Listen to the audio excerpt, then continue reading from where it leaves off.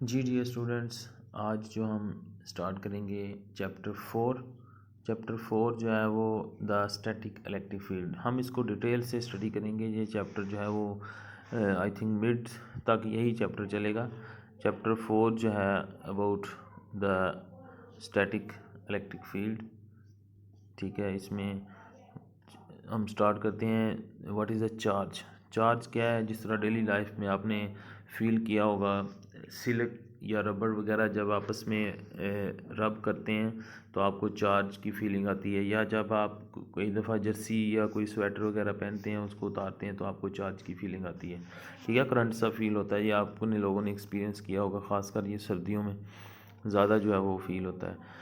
ठीक है, ये कुछ एक्सपीरियंस उसने लिखे भी हैं, हम इसको देखते हैं, कुछ गो थ्रू करते हैं। जस्ट ये रीडिंग है, उसके बाद डिटेल जो है वो आगे जो है जो टर्म्स हैं थ्योरेटिकल और मैथमेटिकल टर्म्स, कुछ डिस्कशन उस पर करेंगे। ठीक है, ये कुछ just experiences. Our experiences with the electricity date back to the ancient times and have their roots the observation that, for example, a piece of glass and piece of resin or rubber, resin जो है rubber को कहते हैं, attract each other one another if they first rubbed together and then separated. Also, if a second piece of glass is rubbed with another piece of resin, the two pieces of glass resin repel one another. ठीक है, तो ये जो piece of glass या resin जो है वो charge हो जाते हैं, वो repel one another while the each piece of glass and resin, अगर दोनों के उलट हैं यानी ग्लास रबर के साथ देखेंगे तो वो अट्रैक्ट करेंगे, लेकिन सिमिलर को जो रिपेल करेंगे। Various manifestations of the electrification by friction are encountered in our daily experiences.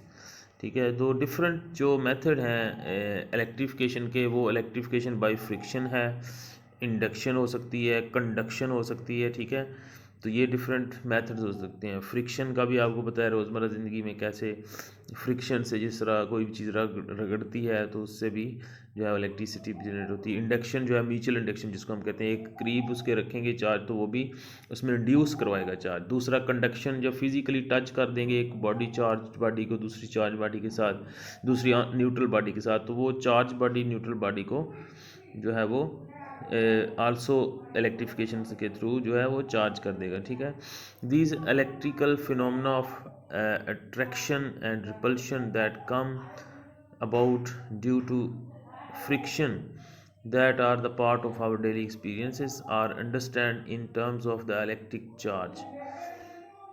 The electric charge is said to be acquired by the material as a result of the rubbing.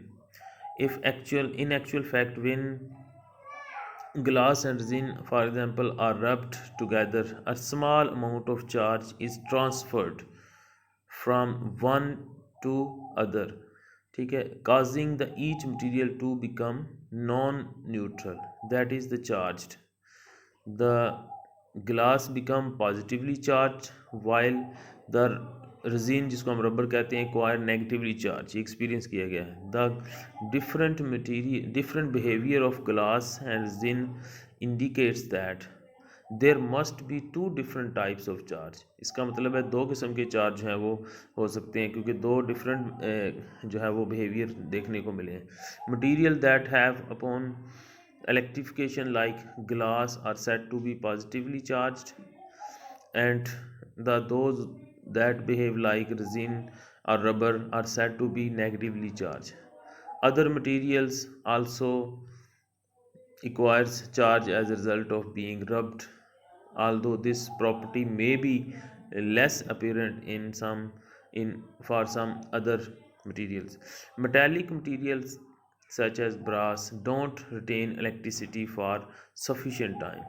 ठीक है, तो जो metallic है उसमें sufficient time के लिए नहीं होता, लेकिन they are rubbed to an other object for us observation. However, a brass rod with a glass handle, अगर मेटल है और उसके साथ हैंडल है प्लास्टिक का या किसी insulator, become electrified to a mark degree, उसमें रबिंग के साथ जो है वो इलेक्ट्रिफिकेशन होती है।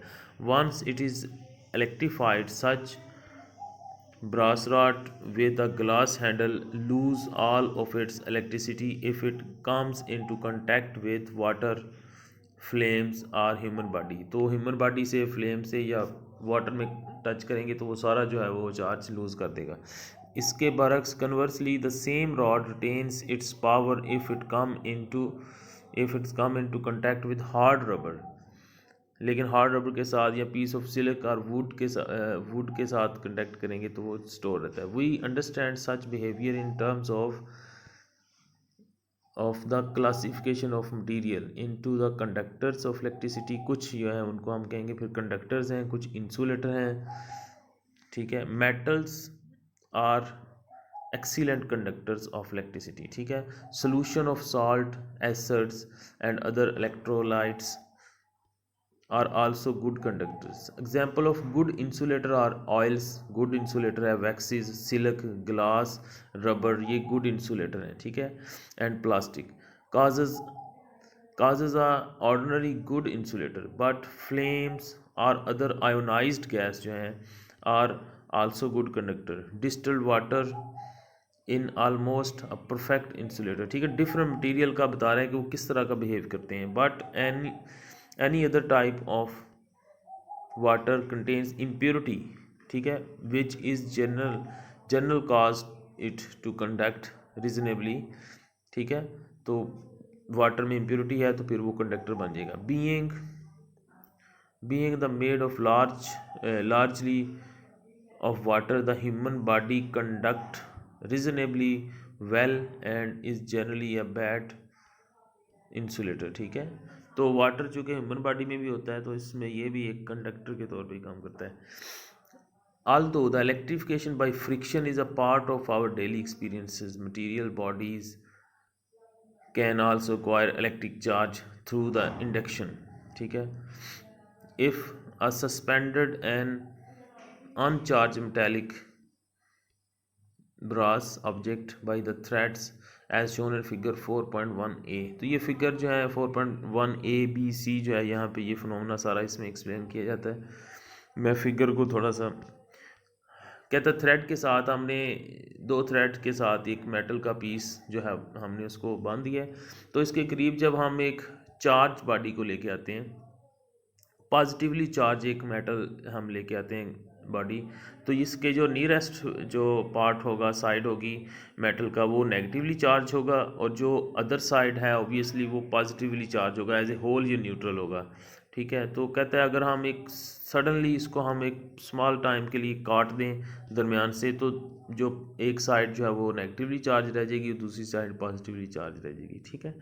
इसको हम कह सकते हैं this is induction, this is the example of induction, ठीक है। दूसरी एग्जांपल ये है कि अगर आप एक चार्ज बॉडी को एक न्यूट्रल बॉडी के साथ टच कर देते हैं तो ये भी चार्ज हो जाएगा, लेकिन ये सारा पॉजिटिवली चार्ज होगा। इसको कहते हैं कंडक्शन। हमने उसको आपस में टच कर दिया, इसको कहते हैं कंडक्शन, ठीक है। इंडक्शन ये कंडक्शन का फिनोमेना है, ठीक है। इसमें वो कहता है कि जब हम इसको दोबारा इसके करीब लेके आएंगे आफ्टर मूविंग दिस, फिर हम दोबारा करीब लेके आएंगे तो ये रिपेल होगा। तो ये क्लियरली एक्सप्लेन कर रहा है कि इनमें चार्ज ये हो चुका है और ये पॉजिटिवली चार्ज हो चुका है, ठीक है। ये एक दूसरे को रिपेल करना शुरू कर देते हैं, ठीक है। तो ये इलेक्ट्रिफिकेशन बाय इंडक्शन का जो है वो इंडक्शन और इलेक्ट्रिफिकेशन बाय कंडक्शन, इसकी ये एग्जांपल्स हैं, ठीक है। जो फ्रिक्शन है वो आपको पता है डेली लाइफ में जिस तरह वो सिलिक के साथ रब होता है, ठीक है। आगे जो है आपका फेरेडेज गोल्ड लीफ इलेक्ट्रोस्कोप, ये एक्सपेरिमेंट सेटअप है, इसको हम देखते हैं। जी स्टूडेंट्स, उसके बाद है फेरेडेज गोल्ड लीफ इलेक्ट्रोस्कोप, ठीक है। ये एक एक्सपेरिमेंटल सेटअप है जो कि चार्ज की ऑब्जर्वेशन के लिए बनाया गया था और कूलम्स ला के बाद इसके ऊपर जो है वो ऑब्जर्वेशन की गई। तो काफ़ी ये जो है पुराना सेटअप है। इसका मैकेनिज़्म क्या है वर्किंग, इसमें 4 डायग्राम हैं A B C and D. ठीक है, तो ये कैसे, इसको डिटेल आपने पढ़ना है और वर्किंग मैं उसकी वैसे आपको बता रहा हूँ। अच्छा, इसके दो लीफ हैं। डायग्राम ए में अगर आप देखा जाए तो an actual unit might consist of glass vessel है through the top of which metal brass है रॉड इज़ पास्ट। एक मेटल रॉड जो है उसमें से पास किया गया है और उसके एंड पे ऊपर दो लीफ हैं गोल्ड के। ठीक है, ये जो दो लीफ हैं, ठीक है, और ये मेटल है। ठीक है, ए में ये है आपका। बी में जो है a charge object is brought near the brass rod, the gold leaf repel each other one an other and diverge. ठीक है, अगर हम एक पॉजिटिव चार्ज बॉडी जो है इसके करीब लाएं तो ये जो मेटल है इसमें से ये नेगेटिव चार्ज को इंड्यूस करेगा क्योंकि ये मेटल रॉड है ब्रास का। ठीक है, और इसका दूसरा एंड जो है वो पॉजिटिव चार्ज में कन्वर्ट हो जाएगा, ये वाला एंड। ठीक है, अब चूंकि ये नेगेटिव एंड है, ये पॉजिटिव, अब इसके जो लीफ हैं ये दोनों लीफ पे पॉजिटिव चार्ज होने की वजह से ये लीफ ऐसे एक्सपेंड हो जाएंगे फ़ौरन। ठीक है, इनमें एंगल जो है वो पहले अगर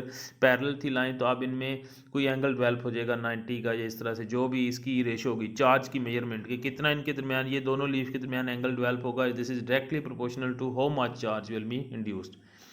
ठीक है, बी पार्ट में ये बता रहा है charge object is brought near to the brass rod, the gold leaf repel each other. ठीक है, and diverge. C, a closed metal vessel with a lid is placed on the top of the brass rod so that the charged glass ball can inserted within it.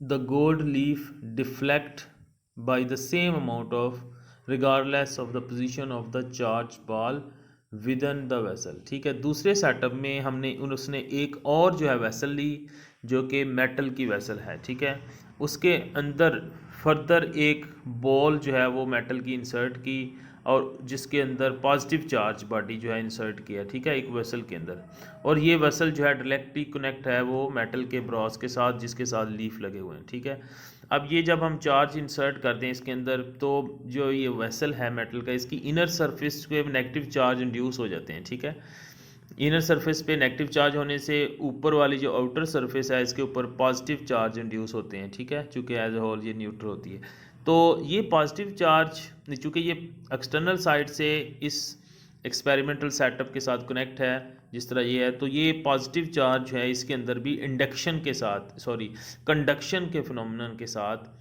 ये इसमें positive charge induce होते हैं, इसमें conduction हो रही है। ठीक है, तो ये सिमिलर वे से जो लीफ हैं फिर रिपेल करेंगे, इसका मतलब चार्ज जो है वो इस तरह से भी इंड्यूस किया जा सकता है, एक मेटल के थ्रू, एक वेसल के थ्रू। ठीक है, तो ये सेम बिहेवियर फिर जो है देखने को मिला है।